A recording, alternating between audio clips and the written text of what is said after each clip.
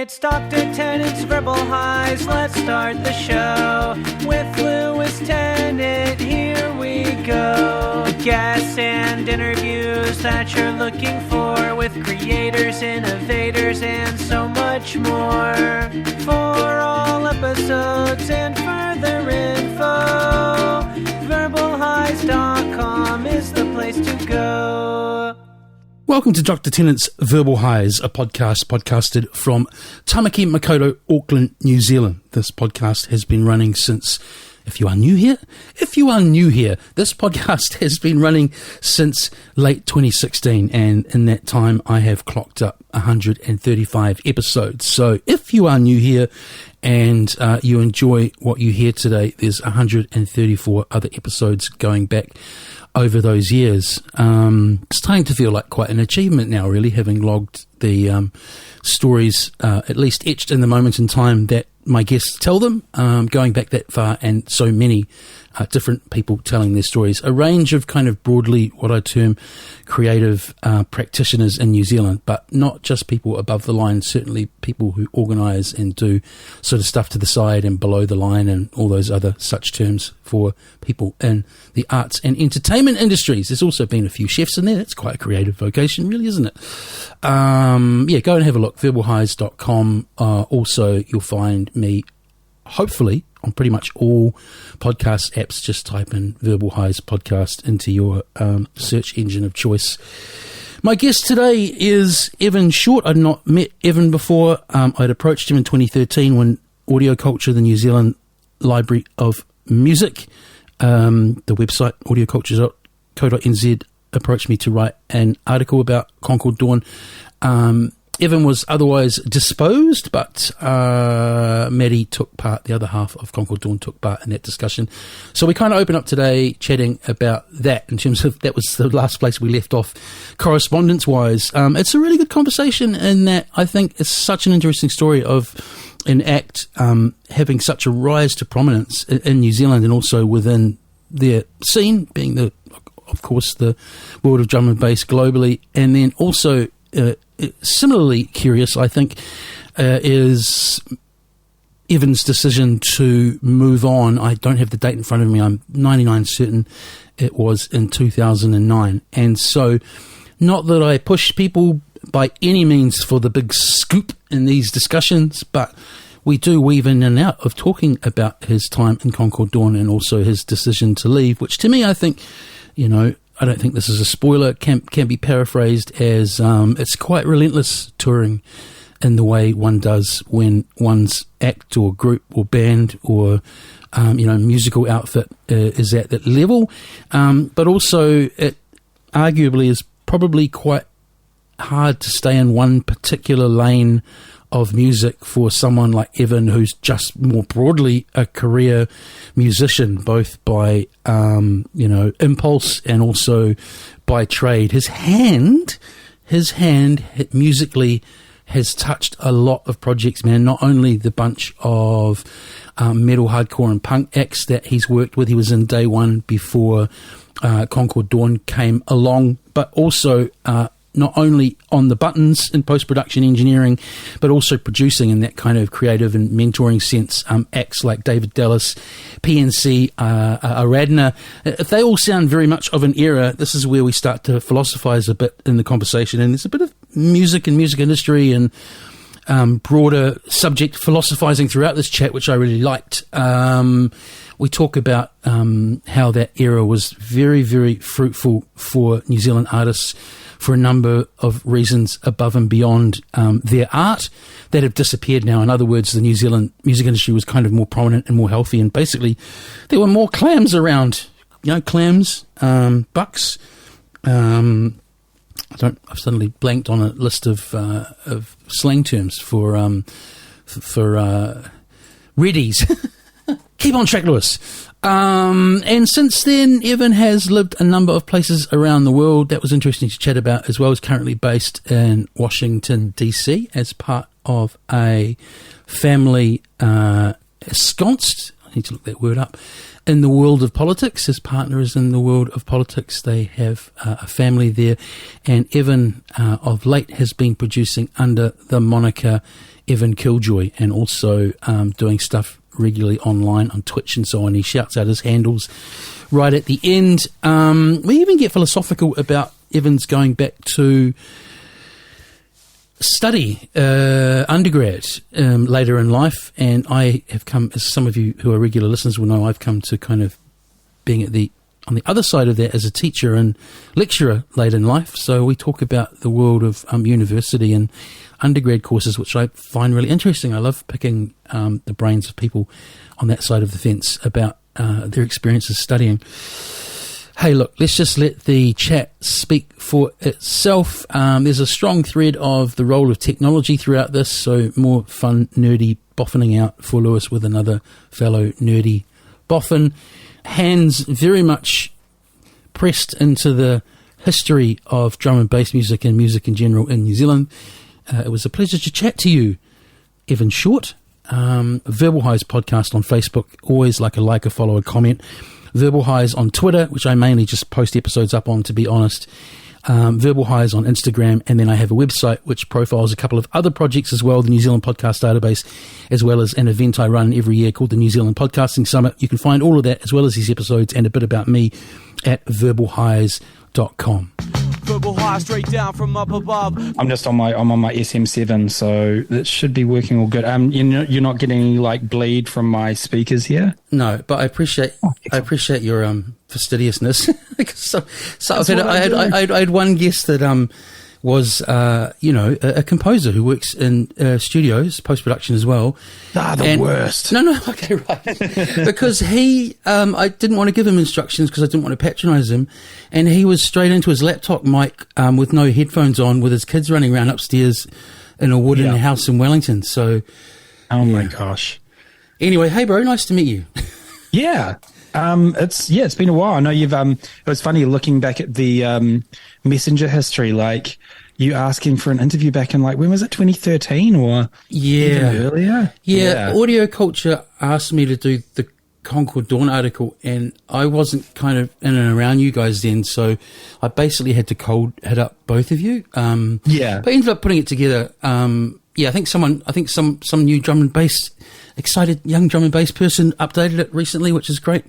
Oh, cool. You're based in Washington now? I've been in Washington, D.C. for about coming up 2 years in August. But you've been stateside for a while? Yeah, so I've been in D.C. for almost 2 years. Yeah. Before that, I was back in Wellington for a year. Yeah. From August 2020 to August 2021, and for 3 years before that, we're in the Cook Islands. So you just that's three quite different geographical and social locations. Yeah. But did you? Was it by fluke that you were back on home soil when the pandemic hit, or? Well, no, we were in the Cook Islands, so we were living in Rarotonga from 2017 to 2020. And so we were in Raro, and the whole thing hit, and it was crazy. And we kind of watched lockdowns from afar. So we were quite lucky in Raro. It was only about 3 weeks of lockdown before they, basically they severed basically no flights in or out. It was only kind of shipping and freight that was coming in. So there was no tourism. Even Cook Islanders in Auckland or anywhere in the world couldn't come back. It was like, nope, no one comes in. Yeah. Basically we kind of then just watched lockdowns from afar. We came back to New Zealand from there in August 2020. And so we did the 14 days quarantine in a hotel, which we really enjoyed. I know a lot of people had there was a lottery when you're at the airport, so I suppose it depended which hotel you got, right? Yeah, I mean, so we have a daughter, so she was 5 at the time. Yeah. And she was 5 going on 6. She was about to turn 6, and we got given it was like a 1-bedroom suite. So it had a lounge and a bedroom. And so that meant that there were 2 televisions, so Yeah, one that yeah. could keep her entertained and Yeah, one yeah. that could keep us entertained. And then we were able to go out and have like a walk around outside in the car park. You know, you'd have to book it in and stuff, but you could do that a couple of times a day. It's like JOA. You got an hour a day in the Rickyard. Yeah, but I mean, we were able to get Uber Eats, and like Oh, because good, we've good. been so long in Raro, and we're vegetarian, so Burger King had started doing like the Rebel Chicken and like the Rebel Whopper, and so I'm Yeah. like, I'm gonna get Uber Eats, and I was getting, we were getting like McDonald's like chocolate fudge sundaes and all that kind of stuff. So yeah, so we had a great time, even though we're stuck together in a couple of rooms. Have you pondered how, like, because I was thinking your daughter being 5 then, like how people of that age will see the world growing on up? I can't imagine going through 2 years of seeing everyone in the world wearing masks as a 5-year-old, and these weird, we need to be in a hotel for this amount of time, then we need to do this. And yeah, I mean, it'd just be an interesting kind of, remembrance for her. So, I mean, her childhood memories are going to be quite colourful. So her first memories she has are like growing up living in a house next to a lagoon in Rarotonga and drinking new, coconuts, fresh coconuts, and just like random beach dogs everywhere and that kind of stuff. And then through the pandemic, and then when we got here to DC, we got here in August of 2021, and it was like the Delta wave. So we kind of turned up here at the end of the Delta wave, and all the kids at school here were all in masks. So it was like she did school for about 6 months here in masks. So we were like in our apartment building here, we were like masks in any of the public indoor areas. Masks were like recommended when we're kind of outside in the pickup area for school, which is like directly across the road. Like we live right across the road from the school. And then the kids were all going with masks on, and it was just a whole thing. And then it wasn't until about maybe April or May of 2022 where they were like, cool, we're getting rid of masks now. And yeah. And I'd imagine DC had, like, if we're sort of putting New York at one end of the scale and Florida at the other, I'd imagine that DC was at the New York end of stringent, were they? Yeah, yes and no. Like, so DC, because of all of the international kind of travel and just how global the city is, you've got a lot of diplomats coming in and out all the time.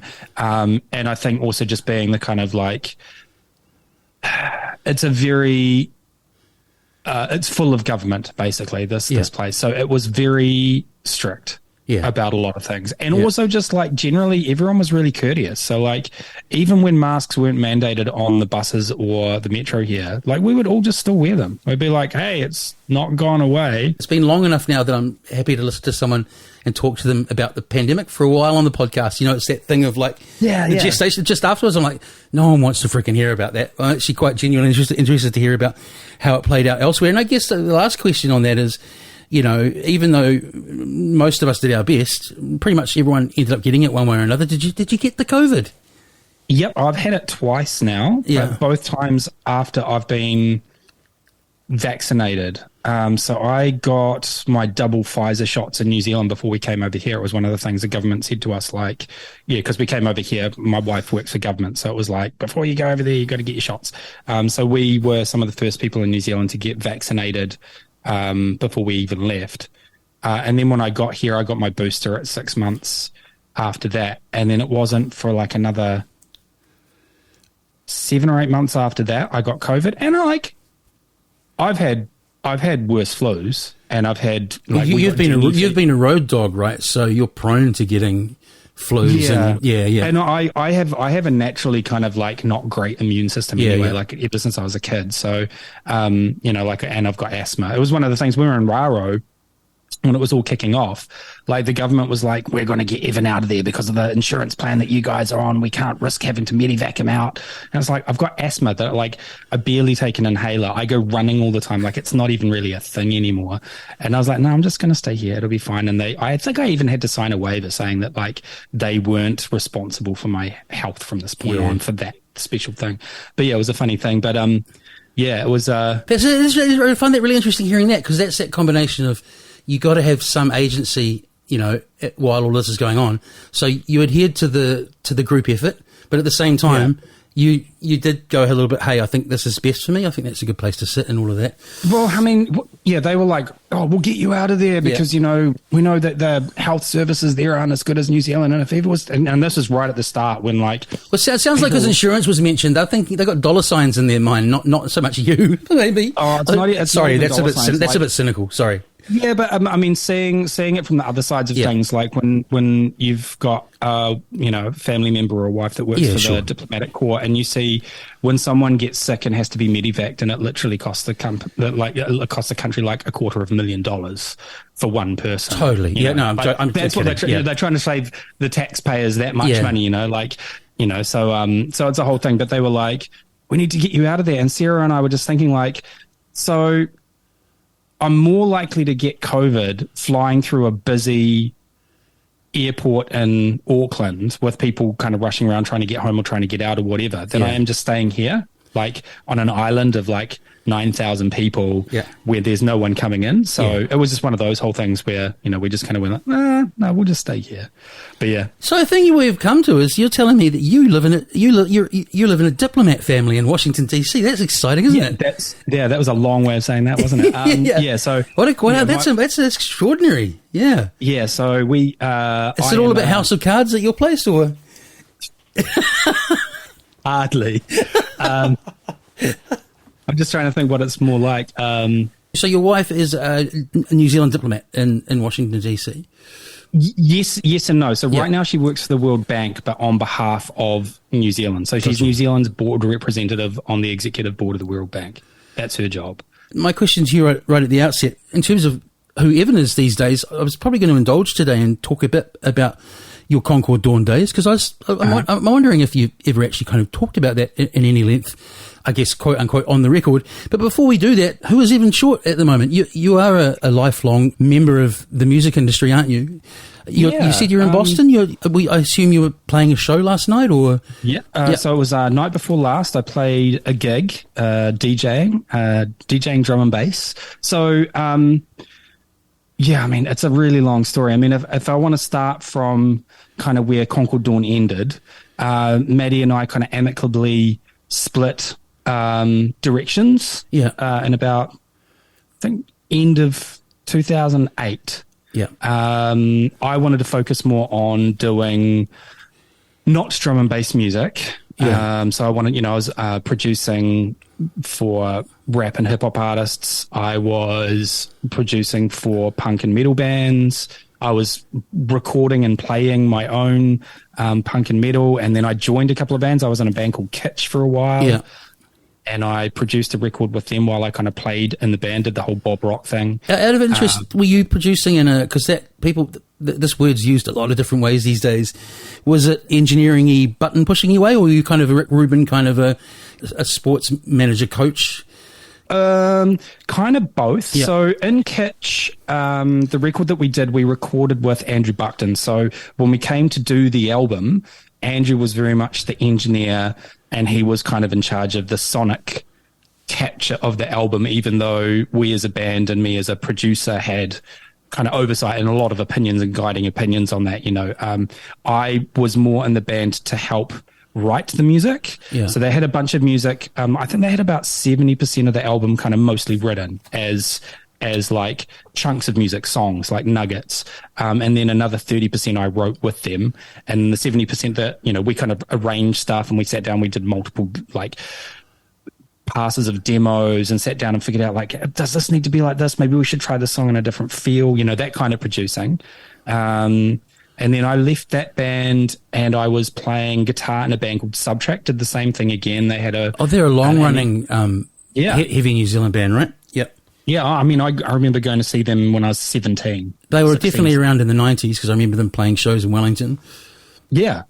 I saw them at like Kurt's Lounge in like 1996. And you were, just as a quick aside, you were also in a pretty well-known metal band at the time, Day One, right? Yeah, and that was way back in the day. So we'll get back there. Sorry, I'm totally taking you off track. Great podcast hosting, Lewis. I mean, chronologically, it's kind of going all over the place. But Yeah, so I did a bunch of band stuff. I did some work with Subtract, and then I joined a band called Cobra Khan, and I played in that band for a while.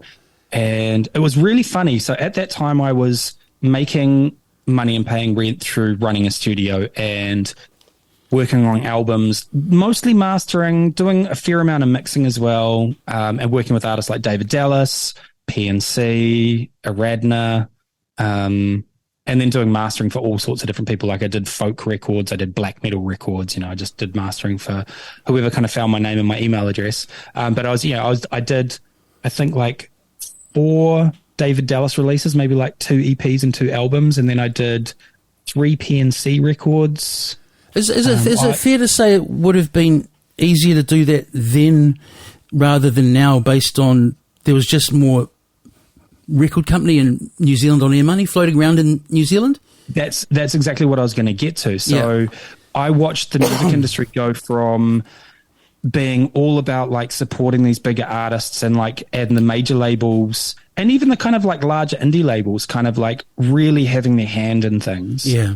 To basically over that period of time between 2008 to 2013, the money just dried up. It just wasn't there. And like where in 2008, 2009, you would have a major label like Warner approach you about a record and they'd just be like, it doesn't matter what it costs. Or they'd be like, the budget's this. Or I'd say the budget will be this. And they'd say, yeah, okay. And then doing a record in 2013 and they're like, oh, yeah, we can't afford that. And you're talking about like someone who's running like a cottage industry studio out of their bedroom and like basically just kind of covering costs plus. And then going, oh, that's too much. And then, at the time I remember thinking like, oh, you cheapskates, just trying to be penny pinching and stuff. And now I kind of realize the money just wasn't there. And the argument, of course, goes both ways. And that then the great sort of hope that was touted was, well, yeah, you can get on yourself. You can do it all independently. You can go out of Bandcamp. You just need to do your blah. But that assumes that as well as being a talented musician, you've got all those other skills as well, which some people do and some people don't. Totally. And I think another thing that has come out of that, and again, there's always arguments both ways because there are some brilliant pieces of music that come straight out of bedrooms, but I think a lot of people are making what I call microwave music now. Like if it doesn't have all that post-production treatment added to it, even though the layperson can't describe why it doesn't sound quite as good as a properly finished record, everyone can tell, right? Do you feel like that? There's a lot more sort of middling sounding stuff out there. Yeah, and I think I think it's a good thing. And no, that's what I'm saying. I'm not. Yeah, it goes both ways. Yeah, I lament the fact that the days of the big studio and the producer and the engineer and a band getting to go in there and kind of explore a record with all this equipment and stuff has gone. That's over. But at the same time, like that was born out of this like over commodification of music that basically happened from the 40s forward. That's really kind of like focused on making money for the middlemen, like the managers. How much can we get these guys to spend on producing this record that we were ultimately going to recoup for them? Yeah, exactly. While building all these relationships with all these other stakeholders who all have their hand in the pot as well. Yeah, and ultimately, like for me, music is about having an artistic outlet. That, I can't not do music. I'm a musician. Yeah. And I kind of found that I stopped doing music in 2013 and tried to not do it for ages, and it only took 4 years before I was writing drum and bass again. Like I just got an itch and had to do it. Yeah. But if you're writing music and you're writing it for the right reasons, and one of the great things is like I don't have to pay my rent by doing that now, so I can focus on just doing it for paying those soul bills instead of paying the bills, which I know isn't everyone's. It's not a luxury for everyone to be able to do that, but I think like with the decommodification of music and everyone saying, oh, music's gotten cheaper, and I'm like, is that necessarily a bad thing? People are still able to go out there and bust their asses and just tour constantly. You look at bands like Napalm Death who just go out there and bust their asses, and they're playing smaller shows now than they were playing 15, 20 years ago, but they still love it and they do it for the right reasons, and they're still putting out some of the best music they've ever. And you're so right with they go back to that long-standing model that existed before, I think, about the 50s and the 7-inch single and the rock and roll and the whole modern music industry as we know it. Maybe, that modern music industry is maybe it's something that happened from about 1955 to 2005, 2010. But the crucial point I'm getting to is, and I know I'm preaching to the choir here, is what has actually happened is we've kind of returned to the play shows and get out there model of old, where you make money from performing. But just to pick up on one thing that really interested me when we were talking about the, going into studios, or like spending that money being a thing of old, you said it started to come back again? Oh, well, no, I didn't mean that started to come back, but what is starting to come back is just the fact that, like, people are doing it for the right reasons. Sorry, the right reasons, which is kind of what we just said. I get it. Yeah. So it's really funny now. So I got out of doing the drum and bass thing partly because Matt and I were kind of diverging on creative ideas, but also the fact that, like, touring like I was really taking a toll on me, physically and emotionally. Like, it was funny. So I played a gig, 2 nights ago up in Boston, and I hadn't played up there for 17 years for a regular promoter that I used to go and play there. Like, every time I'd come to the States, I'd play for Lenore at Elements in Boston. It's been in the same venue for 24 years on Thursday nights every week. People's kids go now. It's great. But we were talking about it, and I was kind of saying to Lenore, oh man, it's crazy now. Like, I'm in my mid-40s, but I wouldn't be able to tour like I did back then. Like, Kevin, who was our agent at the time in the US, he would book us for, like, I'd be in the States for like 24 days and I'd play like 19 shows. Yeah. And it wasn't like doing anything kind of logical. I'd play like LA, New York, Seattle, Orlando, San Diego, Boston, and you're just constantly hopping around. So you'd... and I'm guessing maybe like, shall we say, long post-set functions as well between each. Yeah, but I mean, like, first of all, That's another thing you can't do. Those too often. Like, I'm not very. Like, I'm more the go back to the. Well, that would have preserved you for an extra few years, surely. Yeah. So I think I was lucky. Like, I would kind of stay out and party with people very occasionally, but more often than not, I would love to go back to the hotel room and play Dungeons and Dragons on my computer. That was kind of more my thing. But even as I've got older, like I DJ about once a month now, and for me, it's not even about going out and partying thing. It's just that, like, those particularly late hours for dance floor DJs, post 1 a.m., my body just is not into getting out at that time now. Like, I play 3 hours at 9 p.m. till 12. Okay, that's a late night. But the idea of going out and playing total 6 or whatever is, it's just... Yeah. Well, luckily in the US, like, most liquor licensing laws in the States don't let you play any later than 3. Yeah. So that's great. Or 2 even. So my gig in Boston was like 12 till 2. I was back at my hotel room at like 2:30 or 2:40 or something like that, in bed by 3. So not too bad. But then, like, my circadian rhythms are really natural. So, like, at 7 a.m. in the morning, it's like, you're a dad, you're a parent. It's like, wake up, you've got to do stuff. Yeah. So how was the set? How was the gig? It was great. So I'm playing basically about once a month at the moment. Because I've started producing again and releasing music again, and it's a thing. And and I've kind of said to the people that are managing my bookings, like, don't expect me to play lots. I will play like once every 2 weeks, once a month. And I'm quite happy to do that because, I'm finishing a degree at university. I have kind of got some contract work that I do as well. I am also a parent. Like, I can't just be on tour. And it's one of the reasons why I stopped doing it in the first place was, that touring just kind of... You're doing undergrad later in life or postgrad? I'm doing undergrad later in life. What's the major? Yeah. Computer science. You must have such a leap forward on a lot of the students in the class. No, yes and no, because I mean, I've kind of worked in the industry. So in 2013, when I stopped doing music, I started doing IT and development stuff. Having never had any formal education in it or kind of working in that industry, I just managed to get my foot in the door at Weta Digital down in Wellington. Yeah. And just kind of like threw myself under every single bus I could. Like, I can do that. I took a really basic IT support job and like I'd always managed my own kind of IT stuff in the studio. So if I needed to change like graphics cards in the computer, if I needed to change audio cards in the computer, if I needed to put more RAM in the computer, I was doing that myself. And this is well before the days of constant, you could just look it up on YouTube. And, you know, you kind of learn how to troubleshoot things. And so, like, I just went for this job that was just like desktop support at Weta Digital. And it was doing really basic stuff, just like moving computers around between facilities, plugging them in, switching them off, making sure the monitors are working. And then there were just other jobs that were there that I was like, I can do that. I can do that job, more technical things, and I just like learn how to do it. Yeah. And I got to the point where I was working in, I got myself basically working the DevOps kind of realm, which is a kind of the chasm between people that are developing code and people that are providing support to those developers. And yeah, learned a bunch of that stuff and apparently was good at it. So yeah, and then when we had those 3 years off in the Cook Islands, Sarah was like, well, what are you going to do? And I was like, well, I'll study remotely. I'll start a computer science degree. And so started in 2017 and I'm only just finishing it. I'll be finished in 3 weeks' time. But I think that's good when you can just like potter away at something like that, you know? Yeah. That's, and so out of interest, because I've fallen into, without plan of mine, into being a teacher and an academic later in life. And so I'm always curious about what people get out of study, particularly someone who's already been, I guess, in an industry. What is it you're getting out of that undergrad level degree that was already missing from your knowledge? Is it kind of foundation? This is getting quite nerdy and weedy, but you like really nerdy and weedy?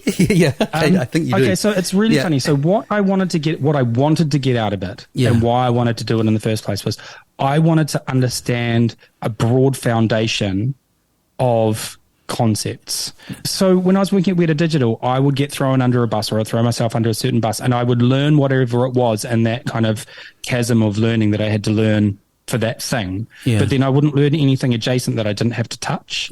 And so I remember I was the sole database administrator for the whole organization. I'd kind of been plonked there because someone had just left. They're like, hey, what do you know about MySQL? I was like, nothing. They're like, cool, well, you're going to learn fast. Push me in there. And then something major happened, and I had one of the developers kind of run in being like, like, it's on fire. You're like Homer Simpson who only works that one part of the power plant. He's explaining to me what's going on, and I just looked at him with blank eyes, and he's like, you're our DBA, right? And I was like, yeah. And he's like, and you don't understand what I'm talking about. And I'm like, no, but I'm going to Google it. And he just, the look on his face was just like, and, you know, I felt like my imposter syndrome at that moment was just maximum. So the reason I wanted to go and study was so that I could learn all these kind of broader concepts, and I would have a much broader, not necessarily deep, but a broad but shallow kind of understanding of lots of things. And I have got some of that, but at the same time, man, have I realized that, like, I was imagining like tertiary level education would be at a certain level, and it really isn't. And I think that's changed a lot over the last 10, 20 years for a number of reasons. I think it's still quality, but maybe undergrad accommodates for a broader range of students these days, is the way I'll put it. What I've seen is lecturers and professors leave and sometimes say they're leaving because management isn't listening to them, and new lecturers and professors come and get thrown under the bus by saying, you're taking this course now, and then obviously not getting any support to deliver it properly. And then kids who are like 18 years old who aren't used to any kind of management, especially upwards management, just getting frustrated with these people who aren't able to communicate, don't have great teaching skills, don't have great communication skills. I hope we can leave this on a good note. Yeah, finish up. Oh, last one. Let's and then, you know, and so, you know, I'm talking to some of these kids who like literally left school and they're coming into these like, you know, 100, 200 level papers, and they're being like, what the hell? I'm like, having to be like, hey, look, you know, don't put it all just on the lecturer. Like, I know that they're probably not getting very well supported in this, and they're using material from last year, and they're probably just getting, because I know people that have worked that's it. I'll go the other way. Professors and stuff who have told me these stories of like, they've been dumped in a room with a laptop, not even told the password. Now we're going now we're going deeper into this. It's an ecosystem, and so if you want to look at it the other way, what I've observed as a teacher, and I think lockdown has been a part of this, but I think it's a long conversation about how we access and absorb information these days. Attention spans, a whole lot of things. The short version I'm getting to is that I'm now teaching in classrooms where students just do way less outside of class than they ever used to. I don't know why that is. So that starts to affect the level of what you deliver when you can't rely on everyone having done the things. And don't get me wrong, when I was an undergrad, it's just being young. Like, you know, I'd write essays the night before and stuff like that. But overall, there has been a big shift away from anyone doing a lot outside of class. Yeah, it's a funny one. So I want to end this on a good note, this part of the conversation. I hope it sounds like you sort of a bit of an indictment on your part. You have got some good things out of the degree, surely, or you wouldn't be finishing it. Yeah, it has really come down to whoever's delivered the particular paper or course that it is, and the people, the particular lecturers or professors that you can tell are well organized and also good at communicating and good at teaching. I've gotten a wealth out of that. But then there's other ones where I've learned nothing more than like how to upwards manage someone else. Well, what I found going back, and I didn't even think about whether this would happen. It just did because I was older. Is that I just completely got stuck into everything and did really well, which is very different to being an undergrad. And it wasn't like my aptitude was whatever changed overall. It's just that you're just older and you're going back there for a reason, you know. Yeah, absolutely. Yeah, I think as well, like doing science, because my wife was like, "Oh, you're an adult student.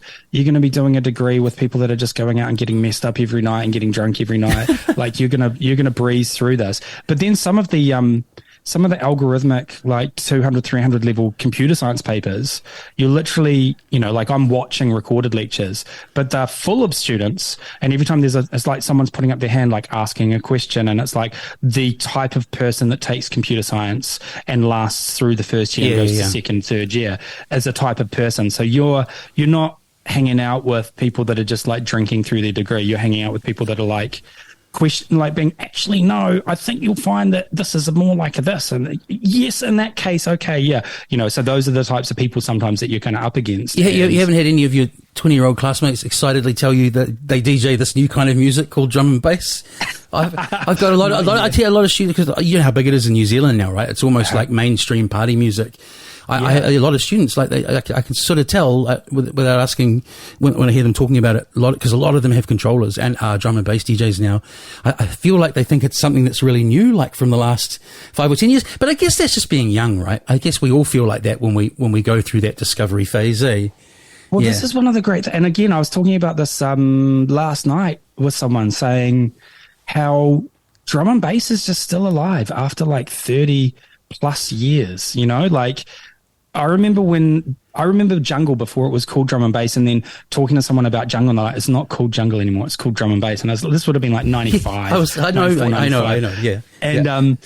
And so like from there to now, and having it got, like, you know, I remember when garage and two-step kind of got bigger in Auckland around kind of 2009, 2000, everyone was like, drum and bass is dead. It's all about garage and two-step now. And that kind of went away. And then dubstep happened. And everyone was like, oh no, then breaks happened. Then it was like, breaks is the thing. Then that went away and drum and bass was still there. And then dubstep happened. And that almost did, you know, it definitely drowned out the drum and bass crowd for a while. But it's just stayed there. And I'm like, and it's sort of against all odds in terms of how it sounded counter to broad appealing music back then. It is particular to New Zealand though, that it is like quite sort of mainstream parties will now play drum and bass, right? That wouldn't happen in the States, surely. No. Okay, so drum and bass has always been tiny in the States. Yeah, that's what I figured. But if you go to Eastern Europe, it is huge. Yeah, totally. Like, it is massive. Yeah. So it's funny, like this music that basically like spawned out of London and Bristol, you know, has just found these like massive camps. And like everyone talks about New Zealand. Everyone's just like, oh, New Zealand's massive. And, you know, producers around the world always want to go down there for the big parties. That goes back, as you know, to even those early days of those guys coming over in the 90s. Yeah. And interesting, like I notice here with that kind of mainstream sound, like it's amazing. I remember Hospital Records being this tiny little label, kind of 99, 2000, but they've really perfected this kind of like sheeny kind of, you know, perfect George FM kind of party music. That's where I sort of see all that sound coming from. My knowledge isn't that great, but it's crazy here. Like, it's like, you know, what I'm getting at is, you know, dance music's often had an underground following. That's kind of what it's about. Not just for the music, but for people who don't want to kind of go to bars with the other kind of energy and stuff. But here, I think, you know, whereas in my era, what's a good example? You might have gone to Mount Maunganui to hear the Exponents, great band, but not really what I want to do when I party. I think that sort of audience now will listen to drum and bass, where otherwise they're not kind of alternative or countercultural people, if that makes sense. Yeah. So it's kind of interesting. Like, I always kind of make these parallels with punk rock, right? So like punk rock still exists in its very DIY crusty form. But then you've got Green Day. But then you've got, or you've got even poppier stuff than that, like what are they called? The Madsen Brothers, they have that band, and there's this really kind of, and that's still technically punk rock, you know, because they can kind of, put the studs on and spike their hair up or whatever. But it's like drum and bass now covers that kind of spectrum as well. From like, so what I do is that very old school, jungly, breakbeat driven kind of sound. That's what I'm into. It's what I write. It's what I like to listen to. It's what I DJ. And it seems to be having a little bit of a resurgence now as well. So that's great. But at the same time, like there's this massive, like, what we call festival drum and bass, which is the big kind of neuro sound and what's, the stuff that's really big in New Zealand. I think I heard Goldie called it gentrified drum and bass. I thought that's a great term. Gentrified. Yeah, but then it's quite cynical. But I get where those guys are coming from because they're seeing their culture, like totally commodified. So I get it. Absolutely. Yeah. And I get that. I'm not going to say that people shouldn't say that, but I don't want to say that because like, you know what? If someone wants to create art like that and other people enjoy it, fine, let them do it. I'm totally the same. I think unless you become an older fellow with a chip on your shoulder, that's just an attitude you grow out of. Of course, when you're young, you want to be militant about what you're into. It's the fucking best thing ever. Look at these fucking idiots over here, Oh, no, I've been there. I know. That's what I'm saying. Like, if you don't grow out of that, I get that. There's like, people who are like, it wasn't the same as it used to be. That actually like can be a very, that can sort of hold you back personally without you realizing it. Yeah. And creatively as well. I think like, I'm just like, hey, that's cool. If people want to do that music, and I mean, I've got friends that write that kind of music, and I'm like, hey, if that's your thing and that's what you want to do, fill your boots. That's all great. I'm going to do this other thing. And I remember when I started writing music again in, it was like 2017. And I'd write a couple of bits of music and I flick them through to Maddie from Concord Dawn. And he's like, dude, no one plays music like this anymore. Oh, no. Shame, bro. And I'm like, I don't really care. Yeah. And then I sent it to a few other people and like, they're like, yeah, hey, it's really cool, but like, it's kind of just sounds old. And then I sent it to my mate Steve Digital. And he's like, can you do me a B-side? Yeah, cool. And I was like, oh, what? And then he's like, yeah, do me a B-side. And I was like, oh, okay. And so I wrote another tune just kind of in the same vein, maybe like with a mind to be like, I'll try and write something a little bit more modern. And he's like, yeah, no, I like the other one better, but yeah, put it out as a 12-inch. And I'm like, oh, I just put out a tune. Well, what's your moniker? Is that with the Killjoy? I assume that's a Shihad reference? That's exactly right. So I remember telling Tom this like many, many years ago. So I'm a massive Shihad fan from back in the day. Oh, bro, Killjoy was my favorite record, like for forever. And being as dyslexic as I am, I always thought that they spelt Killjoy with one L. So I was like, I spell it the Shihad way with one L. Yeah. And then I remember telling Tom, like, yeah, I call myself Killjoy with one L, just like you guys on the album. And he's like, our album's spelt with two L's. And I was like, is it? And he's like, yeah. And I'm like, oh. And then I kind of realized, well, I've got this unique name now, so I've got Killjoy with one L. So at least, because there's a few other Killjoys with two L's. That's how you spell Killjoy, and I've just got this misspelt name, but it's easier to find me online. So I kind of think it's ended up better that way. I wouldn't have thought about that. Yeah. That it's a homage to that, but you spelled it a little differently. Yeah. So he's talking about with digital, like I was getting around to thinking about you guys coming on up as a duo, Concord Dawn. What was interesting actually, Evan is looking that era up is I would have thought that was late enough that you'd exist on the internet. Like, in other words, I used to DJ a lot in the 90s. That kind of doesn't exist on the internet. It's quite interesting. Like things day to day being existing on the internet now. You guys just preceded that. There's not a lot of footprint from that's made me realize. That made me realize I was going to say. I was just going to say that made me realize. Shit, I'm talking to him about something that actually happened quite a long time ago. You know. Well, it's funny because like we had there was probably lots of stuff on MySpace, but that's gone. Yeah, that's right. I think there's just who's that guy Tom? He's still there, but he's like, where's everyone gone? Yeah. Yeah. So, I mean, that's the thing. Like, so Facebook kicked off in like 2007, 2008. And basically from then onwards, you've got this digital trail of things. Your rise was, in the scheme of things, your guys' popularity happened fairly quickly and was fairly unexpected, right, in terms of the level you got to. Is that fair to say? And you're dealing with like getting signed to labels like, I guess, digital back then. That's where that connection was forged. how did you guys negotiate all of that? Like, how do you come up to forging an international career and kind of a just pre-internet world playing underground music?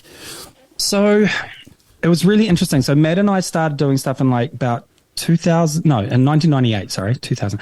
So in 1998, Maddie and I started writing music.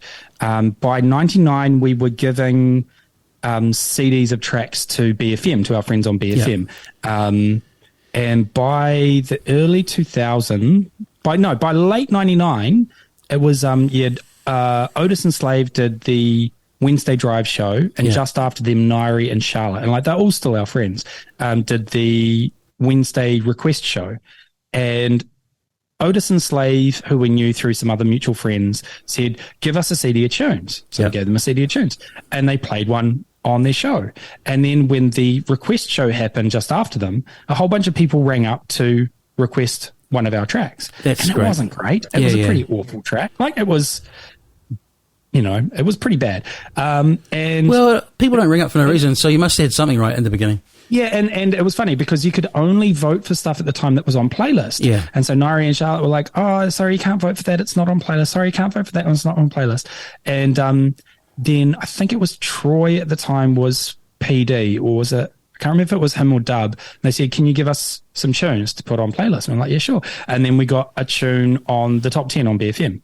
And then after like 4 or 5 weeks, they were like, can you give us another one so that we don't just have to have the same one all the time? So we gave them another. And then that one got to number 1 on the top 10 and stayed at number 1 for, I think, like 10 weeks. And then Dub was like, yeah, it was Dub. But that's a long time.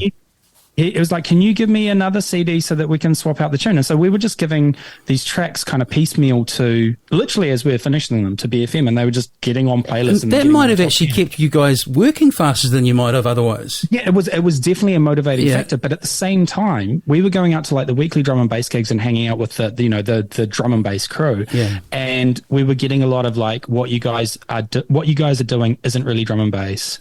What you guys are doing isn't really. So the people that were like voting for it on BFM were like, they were the BFM listeners that were into all sorts of stuff, but they heard us and were like, we like that. And so Matt and I kind of were like, we loved drum and bass, and we were going out to these drum and bass parties, and we were trying to write this stuff, but we had a slight bent to our sound. We wanted to make stuff a little bit harder, a little bit more distorted, very much in that kind of horror, cinematic, manga kind of space. And I'll just say just quickly that scene was quite conformist without realizing it in terms of the rules of what you, but anyway, that's another story. Yeah. And so, so we did, and then COG reached out to us and said, we'd like to put out a record. And we were surprised by that. Wow. We're like, whoa, so 10 tracks came out on that first record. And then COG, kindly said, you can come up to our studio and use our studio space. So we set up basically a studio at COG. We wrote the whole next record there within I think 9 months. Then another record came out, I think 10 or 11 months after the first one. And then I moved to the UK for 6 months. And that kind of put a bit of a hold on things for a while. Long story short, I'd gone over there with a girlfriend at the time, came back to New Zealand, broke up with her, and that's when Morning Light happened. And I'd spent a little bit of time in the UK going out to parties at like the End and Fabric and things like that. You were inadvertently doing R&D while you're over there. Oh, yeah. So I wasn't meeting anyone, but I was going out and I was soaking up this vibe, and I was like, and like I wasn't going out, I wasn't even drinking. Like I was going out and just like listening to Trace and Loxy. That's what I mean, research and development on the music. I didn't mean going, Go on. And so I got back to New Zealand, and Matt and I just got straight back on the tools, and we did, I think we wrote like 4 or 5 tracks in the first like 6 weeks that I was back. And the second one we did was Morning Light. Did you guys know how fucking huge that was when you first? No. Okay. Because that seems it seems so obvious when you. Weird. Yeah, what's that?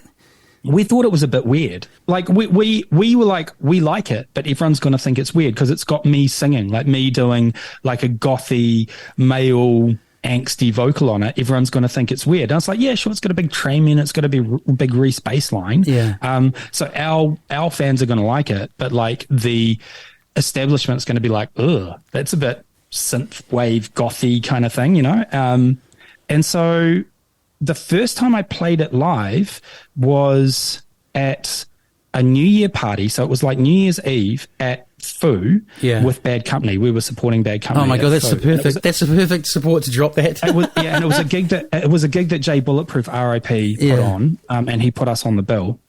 And I played it at Soundcheck. I went down there early because I actually wanted to hear what it sounded like on the system. So I went down there. And I remember playing it, and Johnny from CERN, also RIP, was behind the bar, and him and Ollie were just like, "What the hell is that?" And I was like, "It's a new tune." Yeah. And like their reaction kind of gave me a like, "Oh, okay, cool." Like some other people really dug it. And then later on in the evening, Darren from Bad Company, they'd had to bring one of their own CDJs because there was only one other CDJ there. And I had to like sheepishly ask him, like literally during their set, "Hey, would it be okay if I used your other CDJ so that we can both play CDs on each side?" And he was like, "Oh," because, you know, he didn't know me from a bar of soap. And it was also like, I think they might want to leave and they might want to take it with him. Anyway, so he was like, yeah, all good. And I remember we played that first, and I put that CD in and I queued it up and I played it. And as soon as it dropped, and Darren's just like, D-Bridge is like hitting me on the shoulder, and he's like, "Give me this tune. You need to give me this tune." And I'm like, this is a really good thing. And I had to go play The Gathering. Like, it was the very last Gathering the very next night. And I was like, no, I've only got one copy of it. And I've got to go play The Gathering. This is such a technology story of the era. Yeah. Yeah. And so like Darren was just like, "Just give me that CD." And I'm like, "No, I've literally got to go from here to the airport." And so then I played it at The Gathering and got a really good response there. But while that was going on, I think Matt had stayed in Auckland, and Digital was hanging out with another friend of ours who might have either played him the CD or Matt just gave him the CD with that on. And then Steve like listened to it and got back in touch with us pretty quickly and was just like, "I want to pick this up for L Plates," which was the new label that they'd started to do like upcoming artists on.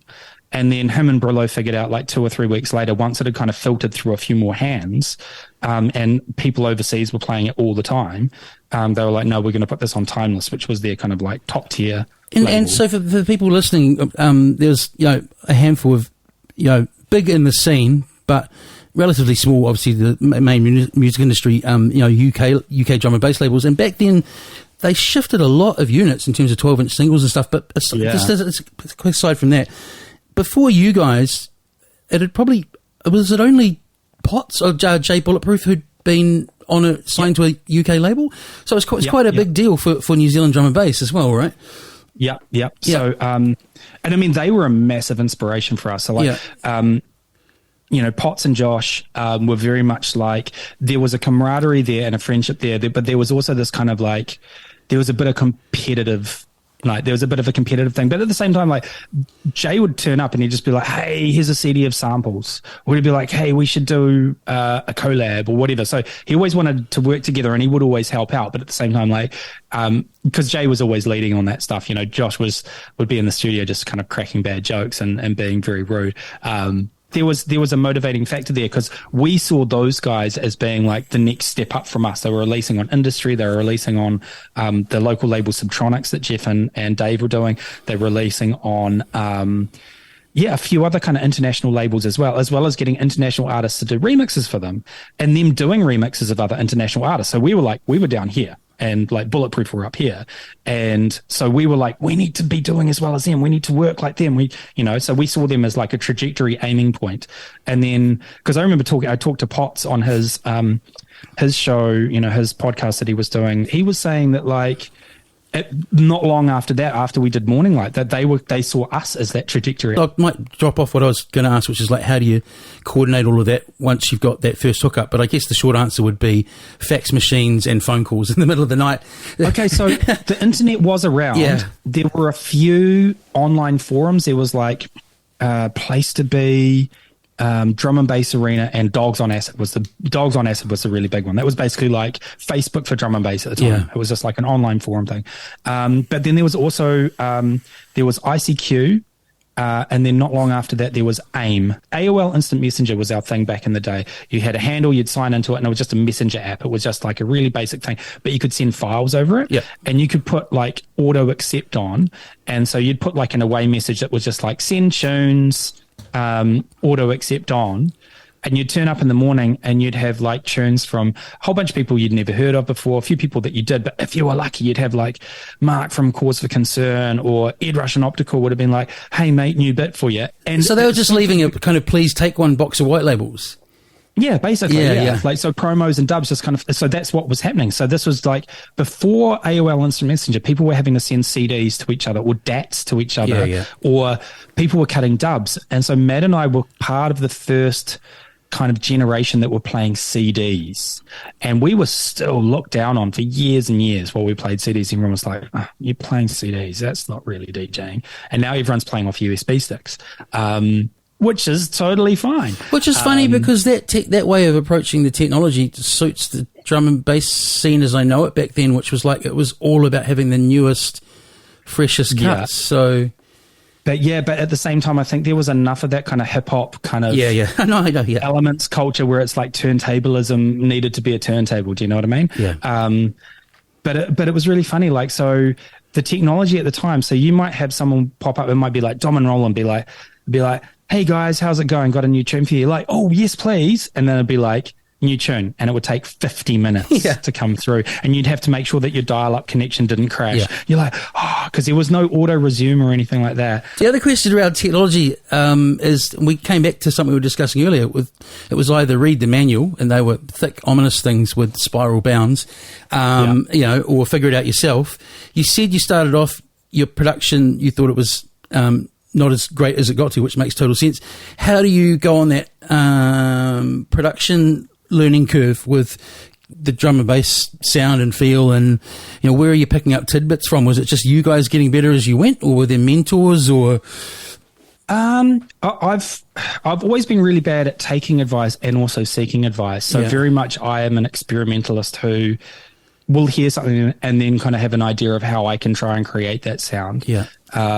And I'm still kind of like that. Like, I know there are a lot of resources on YouTube or forums or whatever of how to like everyone's buying synths with preset packs and things now. And I just find that kind of, I don't know, if that works for you, that's great. It's just not my thing. Like, I feel like I'd need to start from scratch. But yeah, like, we had a limited set of gear that we were using. I would just have an idea of how I could try and make a certain sound that was influenced by something that I might have heard at a club. And then I would try and do it. And I was doing everything from like, I would use our old, because, we come from the day where we were actually using samplers and mixers and synthesizers with a computer that did nothing that sequenced all of it. And I remember, like, just to make a sound, I would just hit sample record on our EMU sampler and literally record the noise floor of the sampler, nothing plugged into it. Then hit normalize the noise. So that you basically just got, and then I'd pitch it and turn it into like a dub stab, and and then do a thing where you like have two of them pitched slightly against each other, so you get this kind of like spiral jet effect, and and just like you just had to create stuff from nothing. And we had a few guitar distortion pedals, we had a couple of like really basic rack effects units. I heard you had a cracked version of Fruity Loops. You had a cracked version of Fruity Loops for years, eh? Not for years. No, we did. So silly. When we started using Fruity Loops, it was free. Yeah. So we started using Fruity Loops at Fruity Loops 2.5, and there was a free version that gave you, I think, 8 channels or whatever. We did use some cracked effects. Why was this is getting a bit boffiny, but why was that? Why was Fruity Loops laughed at by a whole lot of people for ages? I didn't really get that because I don't really know that package. Well, it did start off as a toy. It started off as something that had like a limited set of sounds that you could program like a basic drum machine. Like, it had the 16-step kind of thing. So it did start off like that. Like, it started off like very much like the Propeller Heads Rebirth thing, or it was a toy, and it just got built on. And I mean, I still use it today. Well, that's a good access point for a lot of people. Like, Dizzy Rascal talks about how there was free music. This is a crazy story. There was free music production software on a CD and cereal boxes in the UK for a while, but it was that sort of level. It was like PlayStation Make Beats software, but that's how those guys started their whole production and music career. Was something that was accessible and free, Absolutely. And I think that comes down to the punk rock element of some of it as well. It's like, use what you've got and use what you can get your hands on for free. And I mean, I'm at the point now where I pay for everything I use, and I've paid close to like $50,000, maybe $60,000 on like music software over the past kind of 20 years. but at the same time, if some kid's going to be like, I use a cracked version of this and a cracked version of that, I mean, they're still in their parents' bedroom. I'm like, yeah, sure. But like, if you get to a point where you're making enough money and you need to pay, those developers have got to eat as well. So Totally, you yeah. pay them when you get to that point. But like, if you're going to use cracks like that, yeah, go not. And you also, know, often these days, everything relatively is so cheap and easy to access once you are of the means to do it. Just in general, like technology, software and everything, to get yourself set up now is quite a lot different relative to what you would have spent 20, 30 years ago, you know? And this comes right back to what we were talking back at the start, like how accessible it is to write music in your bedroom. And this is like, so there's so many people who have direct access to, they don't need a studio anymore. I've got a laptop. I can have Fruity Loops. I can write a beat, like a trap beat or a, you know, whatever. And I can plug a microphone into it that I can, you know, borrow or buy for a couple $100, and I can record like near professional level vocals onto this thing. I can put it through some mastering preset that some guys got on some free plugin. Here's something. I can go to SoundCloud. I can go to Bandcamp. I can put it there directly. I can market it directly. And if you're good at your socials, if you're good at your Instagram, you're good at your Facebook, you can get big. And I think that's great because you're getting rid of that whole middleman. At the same time, it means that there is just an ocean of noise. It's hard to find stuff, but I do think that like the things that truly are good will get to the top. And maybe if they don't get to the top in this generation, like someone will find them like maybe 100 years after you die and be like, hey, that's really good music. And I think that's the thing. It's about leaving artistic legacy behind. You're right. People, but we're leaving more of a canon of everything: writing, photography, like unless all the hard drives and clouds seize at the same time, some sort of like data great flood. You know, that is the argument for hard copy. I'll tell you what I've noticed with that new approach to music production. I only noticed it recently because I mentor the students that run our radio station at work. And so I told a kid, I say kid now, he's really a kid, a third year, last year, explained to him how programming works, you know, handed him over the keys. This is your new music folder, blah, blah, blah. And he was a real big kind of, you know, this era of hip hop guy. So mainly a lot of Kanye tunes, a lot of guests, a lot of artists I hadn't heard of, a lot of little this, little that. Interesting for me. But what I noticed with a lot of the tracks, because I was wondering like why our hours weren't filling like normal with the total number of songs, is they're all like punk length now. They're kind of a minute and a half, 2.5 minutes. I went away and thought about it, and I think that what's happening is that people are coming up with great ideas for loops and beats and tracks, but people aren't composing whole pieces of music like they used to. And I thought that's what's happening there. I'm listening to something that's one part of what would have used to have been a broader idea that had a beginning, middle, and conclusion. I found that fascinating, you know. Well, the same thing's happened in drum and bass. So, I mean, you know, back in our day, you know, but back in like 98 to 2002, it was like you'd have tracks as long as 8 minutes, you know, drum and bass tracks as long as 8 minutes. Maybe when we got to like 2002, 2003, like you knew that like if you had a shorter tune, it would cut louder on a piece of vinyl. So, you know, Dillinger always used to say like, much more than 5 minutes, and you have to start to make it quieter, you know, to actually fit the grooves onto the land of the vinyl. So he was writing slightly shorter tunes just to get them really loud on a piece of vinyl. But now you're getting tracks that are like, not even 4 minutes long. But it's not. And when I'm mixing them now, it's like I've like mixed into it, kind of like blend it for a bit. I'm like, yeah, cool. I'm running 2 tracks in a while, and then I'm like, cool. And I come out, I'm like, oh, this has already gone to the second breakdown. Then I'm like, by the time I've got the next tune queued up, I've only got a minute and a bit left to mix the next tune. I'm like, but it's not so much, the length, but I'm assuming those tracks still have a sort of a beginning, a middle, and end, a breakdown of this or that. I'm talking like loops with great MCs on them, but that's like, it doesn't have the overall sort of song structure and composition that a lot of finished tracks will have. Yeah. It's not a complaint, by the way, World. It was just an observation. I think it also comes that there's there's an attention thing now where people just they don't have the time to be able to spend to listen to things now. So like everything's just gotten shorter. And the shuffle buttons changed. Pop music producers now, if you want to objectively make pop, you try and fit a whole lot of ideas into the first part, right? Like Stairway to Heaven would not be strategically a good way to open a piece of music you're making for radio these days. Yeah.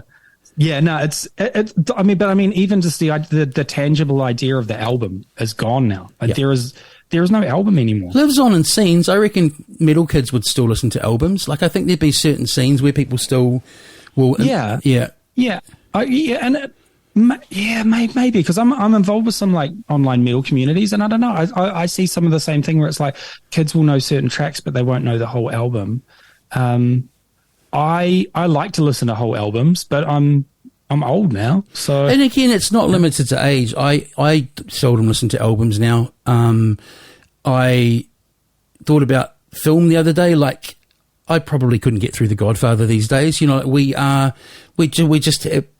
been trained to a different approach. Yeah, and we're all just so very busy now. But yeah, it's funny. Like, one of the things that's really kind of pulled me forward into the new era has been like I stream once a week on Twitch. I play a 2-hour show on Monday nights. Yeah. And just the fact that I have to be consistent, and it's forcing me to listen to new music and approach music in a less curmudgeonly way. Yeah. And I think that's kind of like less curmudgeonly way. Yeah. It's opened my eyes up to stuff that I might have been like a bit like, not poo-poo, but just kind of like, oh, I'm not really into that. I'm kind of like, oh, no, I get this now. Yeah. I understand. Yeah. But at the same time, there's things back the other way that I think like the newer, younger generations in the scene could learn, or at least kind of like have a little bit more of a kind of retrospective look at some of the colors and flavors and vibes of the past. And maybe there's going to be one of those cyclical things where it'll just happen again and those kind of flavors will come forward again. But like, you know, we'll see what happens. Yeah, I've thought about that too. Why do people not feel the urge as much these days? It seems, my sense, you know, no hard data here, to not look back so much over history. And I think it might be because there's a reassurance in knowing, should you need to know it, it's all in a device in your hand, right? So yeah, it's all there if you need to go back. But if I think about it, like when I was getting into punk and metal, I was into punk and metal of the time. And I remember, you know, I got into bands like, you know, Skid Row, Metallica, stuff like that in the kind of like late 80s, early 90s. But then when people would talk to me about stuff like Judas Priest and Iron Maiden, I'd be like, ugh, you know. And now, you know, Iron Maiden are one of my favorite bands in the whole entire world. And I think maybe as you get older, you have a bit more of an appreciation for the history and what kind of grew the music that you love.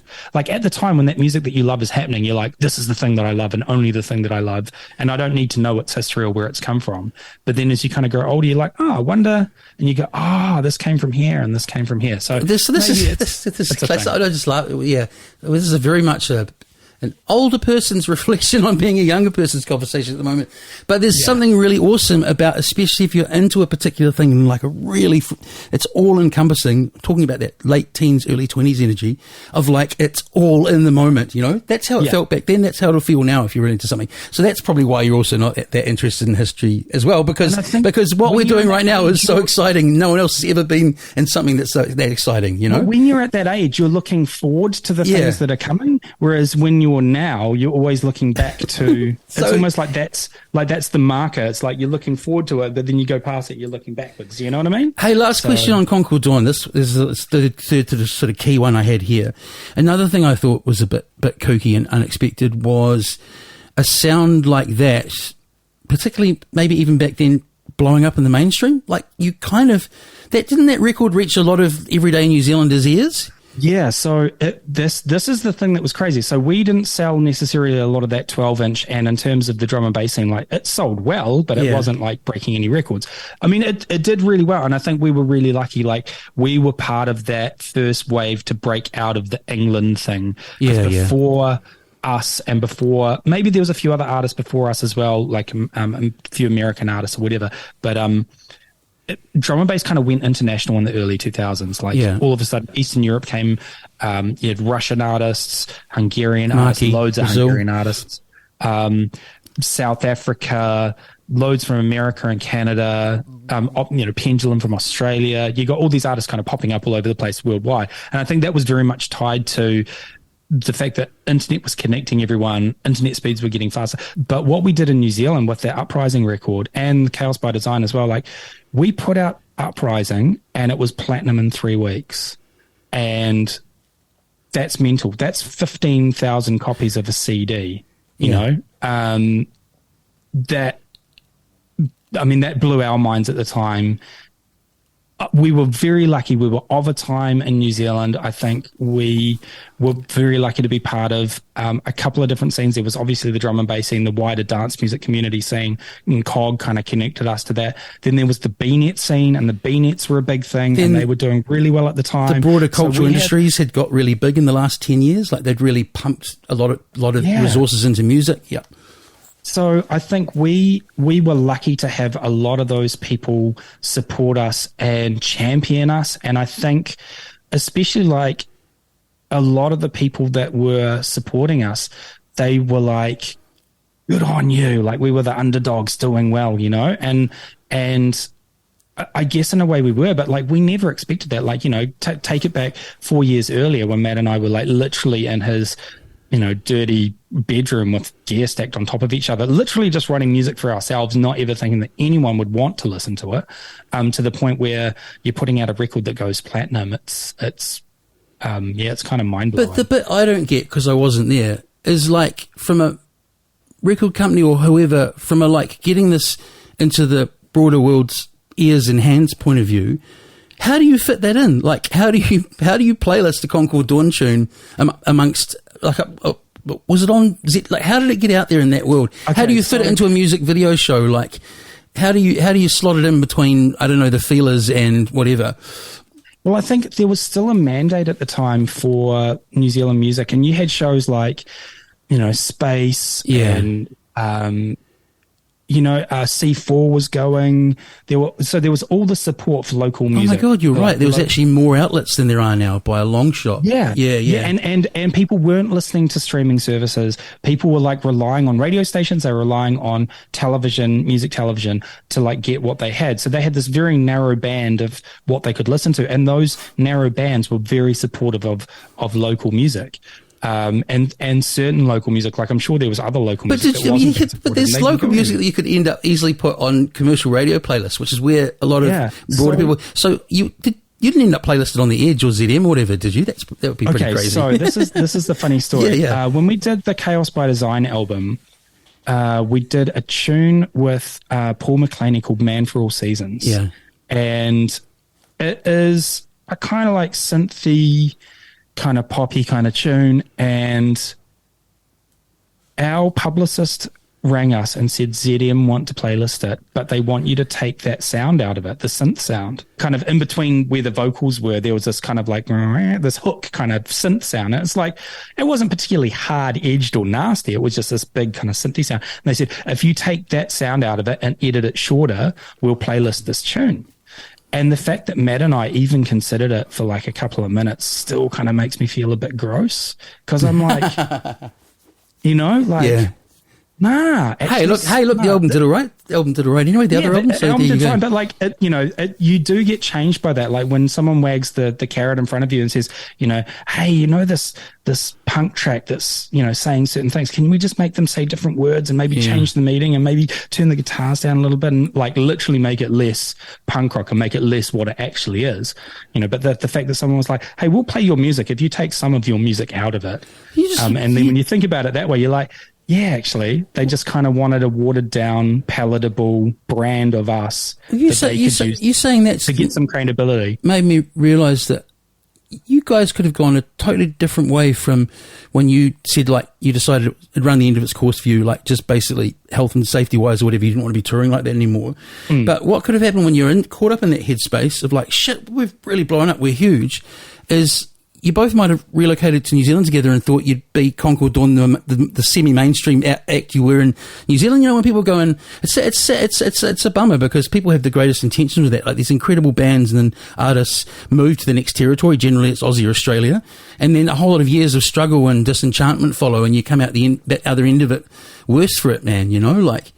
Yeah, it's probably a good move to move on. I mean, who knows? What are good moves and bad moves, but yeah. Yeah, I don't know. Like, I mean, this is a thing. Like, I even had kind of big ideas at the time. I wanted to turn Concord Dawn into a kind of like live punk metal drum and bass band, kind of similar to what Prodigy and Pendulum were kind of doing. I don't think Pendulum were even doing it yet, but like big stadium pool, man, if you do it right, you know.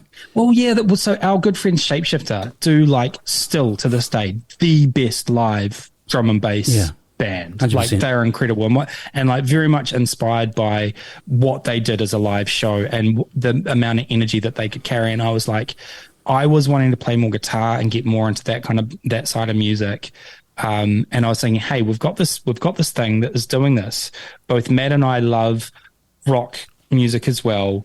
Maybe we could move it into the sphere. And I think that's when Matt and I kind of started saying a little bit differently on the creative stuff, because Matt very much wanted to be like, no. And he was right. He's like, no, we are not that. We do this. And I was like, yeah, but we could do that. And like, I think it was that thing where I was just yearning to play rock and metal music again. And, but yeah, like had I stayed and we tried to figure something out, who knows what awful music could have happened, because it probably would have been terrible. Oh, it could have worked out really well. It's just something I sort of thought in passing. And what worked in that duo, bro? Like working on your own versus working as a duo? Like how did you work as a team? What was the magic sprinkles? So it's actually really funny. So Matt and I had a really, really good kind of energy in the studio together. I would very much be in the kind of hot seat like 80% of the time, but he would be right at my shoulder, like being like, no, do this, no, like this. Okay. So it was, you know, very much a kind of director, producer, and I was kind of an engineer, but I was still kind of directing as well. But then like, you know, he could also sit on the tools and do stuff as well. But it was funny. So we kind of parted ways, you know, and separated. And then it was about a year later, we caught up at a friend's stag do. And I mean, like we'd chatted since, but not properly, like, you know, and it was the first time we'd got to have like, you know, a bit of a kind of drunken heart to heart off in the corner for an hour. And he was just like, dude, like, I don't know if I can write music without you. It was something along those lines. It was basically like, he was like, you know, I don't know if I can do this by myself. And I was like, of course you can. Like, you can do this. Like, it's not like you didn't do anything when I was around. And then he put out that first record and it was good. It was really good. Like, it definitely wasn't something I would do, but that's the whole point, right? Like, he did his record and it was cool and people loved it. And I'm like, that's awesome. And he still makes a living touring as Concord, like as DJing, as Concord Dawn. No, so he is a manager now. But that lasted out a while, right? That he managed to do a lot of shows over the years that followed. I think he did like 3 more albums and a mixed CD. Yeah. So he did it. He gave it a good, and he also did some house music under the Cold Water Music moniker. I wish it had been like UB40 and you'd had a huge falling out and there'd be like Evan Short's Concord Dawn and then Concord Dawn and then the punters go, which one am I going to? I think that's the brother. Who's the guy? Anyway. Yeah. It does get funny sometimes because I've got that UB40 thing's so ugly and weird in public. It's just so want to someone hang it up, go home. Just so live with some integrity, like mate. Come on. There's so many bands like that now, though. Like bloody Beer Factory have got that thing. Or the ones that end up, the ones that I've got no specific example here, but the ones that end up like the one guy that's like the least known, who ends up just holding the franchise name, and just a bunch of people that no one's ever heard of tour around with him for another 10 years, filling rooms, 200 people, 100 people, 50 people. Yeah, but it's funny now because, like, you know, I've been out of Concord Dawn now for like 15 years. Yeah. I've been out of it longer than I was in it. And I mean, obviously it's still a brand that kind of people recognize around drum and bass. So like now that I'm doing the Killjoy thing, I'm still seeing people use the Concord Dawn thing. And like, you know, the deal that Matt and I had when we separated was that like he very much got the name, he got the brand, he was going to do that. And I got some other stuff out of it.